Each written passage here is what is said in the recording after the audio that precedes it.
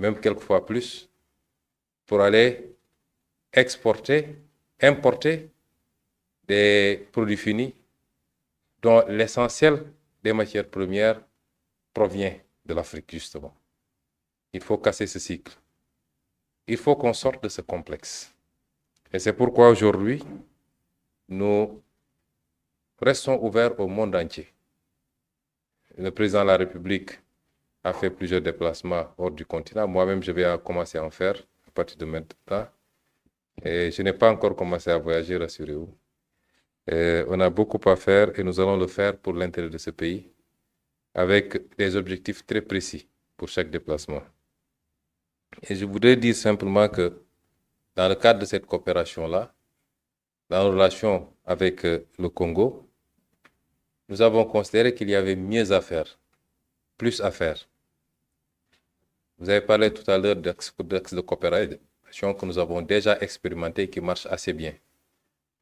Sur le plan de la défense, il y a un accord ratifié par le Congo, qui n'a pas encore été par le Sénégal, mais nous allons nous y mettre pour le ratifier le plus rapidement possible. Sur le plan de l'enseignement de manière générale, je crois que là, on a pratiquement une totale satisfaction. Il y a beaucoup de jeunes Congolais qui, aujourd'hui, sont dans nos différentes universités, ils subissent une formation et quelquefois même choisissent de rester au Sénégal pour y travailler ou pour d'autres raisons. Sur le plan des échanges économiques, c'est beaucoup moins reluisant. Et nous avons considéré qu'on peut faire mieux. Je ne vais pas vous dire le chiffre de nos échanges, mais il est très, très faible. Et je vais vous donner un exemple très simple. Comme je l'ai dit la dernière fois en Sierra Leone sur la bauxite et sur le fer, aujourd'hui, l'Afrique de l'Ouest importe énormément de bois. Parce que l'Afrique de l'Ouest est en grande partie sahélienne du moins, en grande partie. Nous ne sommes pas des pays forestiers, la plupart d'entre nous. Si vous prenez l'exemple du Sénégal, la petite bande forestière qu'on a, c'est le sud du pays, qui aujourd'hui est extrêmement agressé. L'Afrique de l'Ouest importe pour plus de 513 millions de dollars de bois. Et je peux vous dire que l'essentiel de ce bois provient certainement du Congo et d'autres pays d'Afrique centrale pour aller être transformé à l'extérieur du continent et ça nous revient beaucoup plus cher. Le Sénégal est le deuxième importateur de bois en Afrique de l'Ouest après le Nigeria.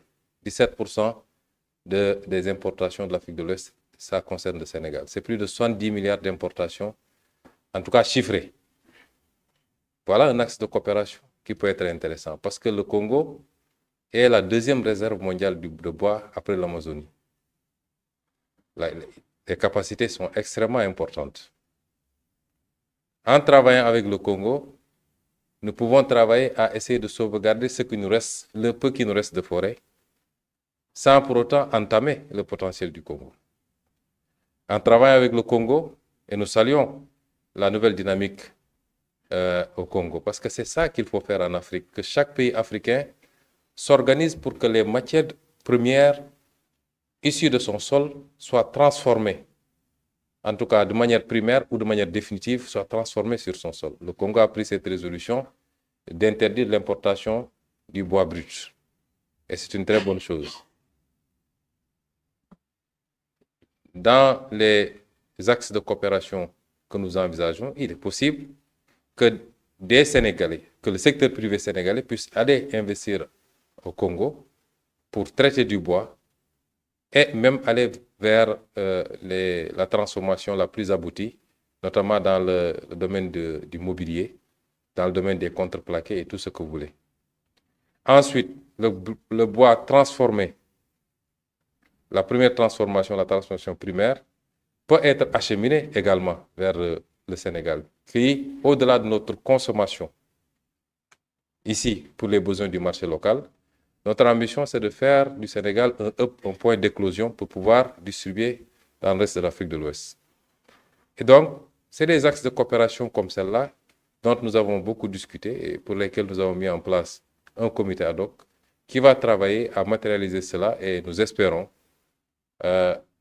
dans cet esprit d'une coopération mutuellement gagnante. Nous sommes entre Africains, nous ne sommes pas dans un schéma de dire il faut que telle pompe sur telle autre. Ce n'est pas ça la logique, mais que ce soit des coopérations mutuellement gagnantes, qu'au bout de la collaboration, que le Congo sente que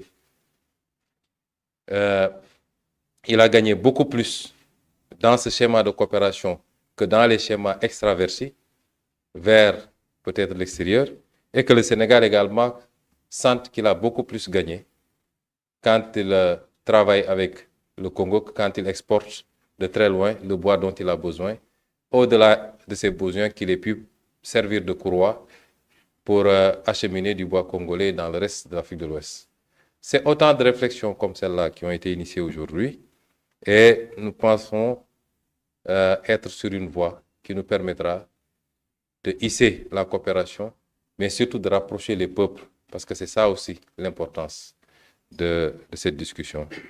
Sur la question de l'énergie, je considère que le Congo est un pays souverain qui a éprouvé le besoin à un moment donné d'aller vers une forme d'organisation de son secteur énergétique. Un appel d'offres a été lancé. La Sénélec, qui est une entreprise sénégalaise et qui est une fierté en tant qu'entreprise sénégalaise, a concouru à côté d'autres entreprises issues de pays beaucoup plus puissants que le nôtre, d'autres entreprises certainement africaines également. Et à l'issue du processus, elle a été choisie de manière transparente. Nous nous en félicitons. Et en félicitons également le gouvernement congolais.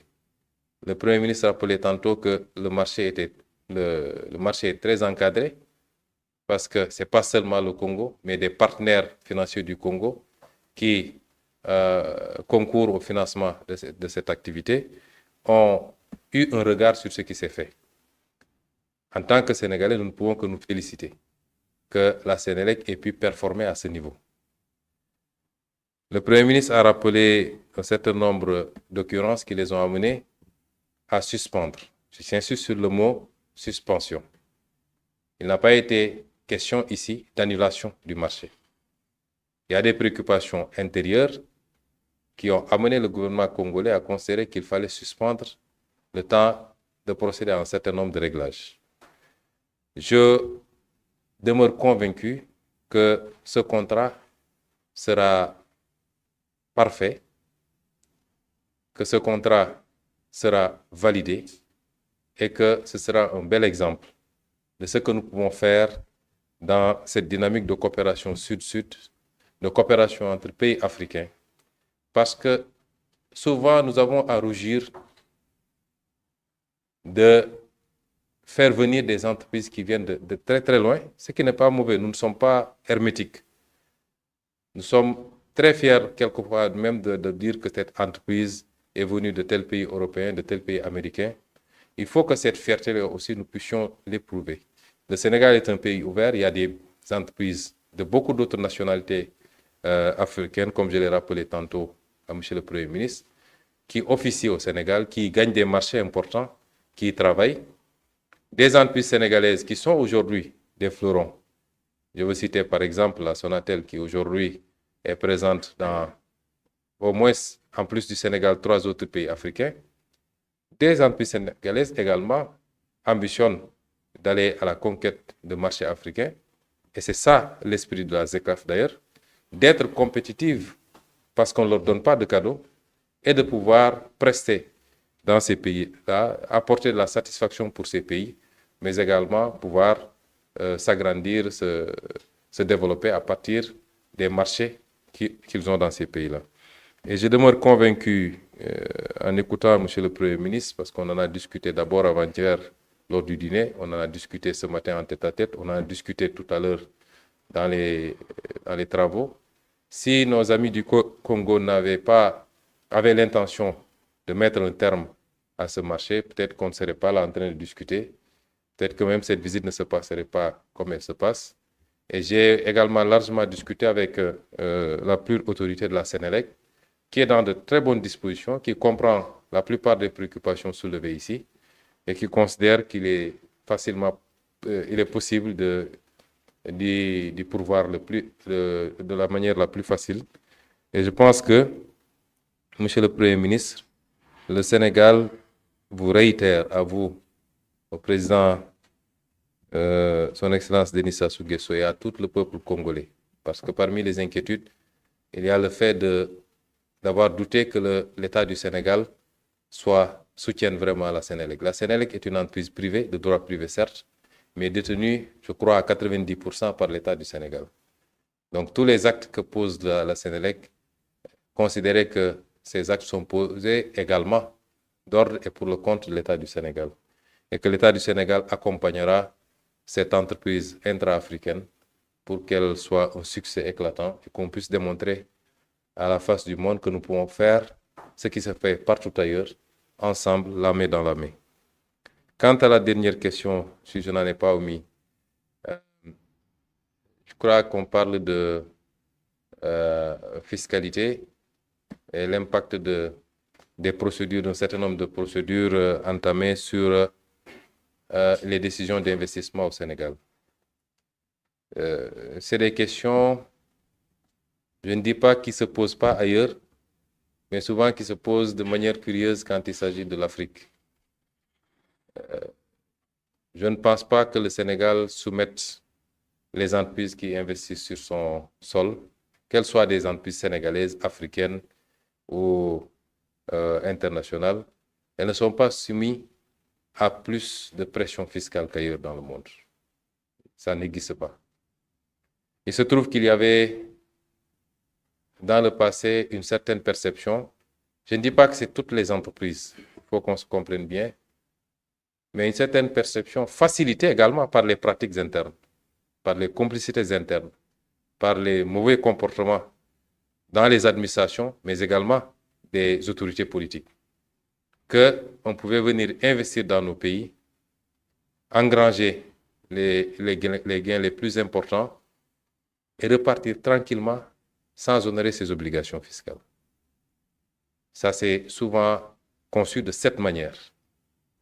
Eh bien, il faut que nous puissions tous nous entendre qu'en tout cas ici au Sénégal, cela est révolu. Nous avons un cadre fiscal qui est le même que partout dans le monde, qui n'est pas répressif, mais qui n'est pas également très permissif. Nous ne sommes pas un paradis fiscal, mais nous ne sommes pas également un pays qui surtaxe.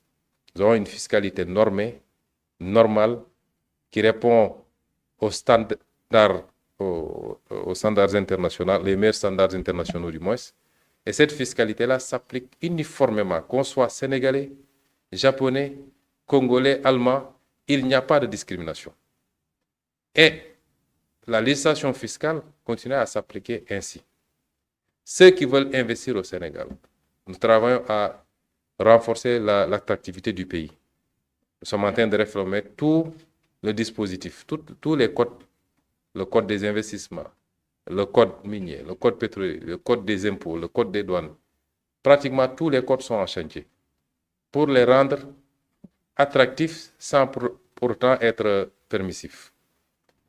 Nous créons les conditions de la sécurité de l'investissement dans ce pays. Sécurité juridique, mais c'est également sécurité tout court pour que l'investisseur puisse se sentir à l'aise quand il est au Sénégal. Et c'est ça le rôle de l'État. Ce qu'on attend en retour de ces investisseurs, c'est qu'ils puissent respecter les règles, les lois de ce pays. Qu'ils puissent travailler, investir, créer des emplois, payer des impôts. Ce qu'ils ont, après tout ça, comme gain, ils peuvent l'amener où ils veulent. Ce n'est pas ça le problème. Si on est tous d'accord sur ce schéma, je pense qu'il n'y aura pas de problème. Mais si les gens considèrent qu'ils peuvent venir en Afrique, continuer à pomper les ressources naturelles, gagner des marchés surfacturés, sans payer des impôts, de plus en plus même importer des ouvriers alors qu'on a suffisamment de bras pour travailler, ça c'est révolu également. Et nous ne pourrons pas l'accepter. Et le chantage de l'investissement contre l'aveuglement fiscal ne marchera pas au Sénégal. Je vous remercie. Excellence, Anatoly Koulibaly-Mokosso. Merci beaucoup au Premier ministre Ousmane Sonko. Vous avez répondu à toutes les questions, effectivement. Merci beaucoup. Messieurs et dames de la presse, nous vous prions de juste laisser les délégations prendre la photo de famille et puis pouvoir se libérer tranquillement. D'accord, les premiers ministres alors peuvent se libérer.